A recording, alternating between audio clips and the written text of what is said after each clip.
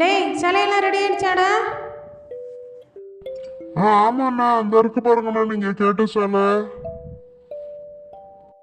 என்னடா ஒரு சிலை சொன்னால் ரெண்டு சிலை வச்சுருக்கீங்க?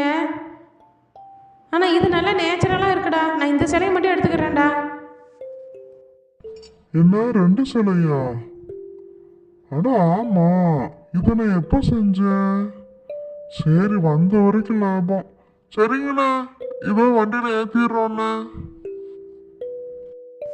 டேய் ரொம்ப கவனமாக கொண்டு போகணும்டா. நான் சொல்கிற அட்ரஸில் போய் இறக்கி வச்சிருங்கடா. அதுக்கு தானே நாங்க எக்ஸ்ட்ரா ஆள்லாம் போட்டிருக்கோம்.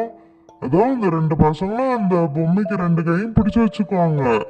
எங்க இறக்கணுமோ அதை கொண்டு போய் அழகா இறக்கி வச்சிருவாங்கண்ணா. நீ கவலையே படாதீங்கண்ணா.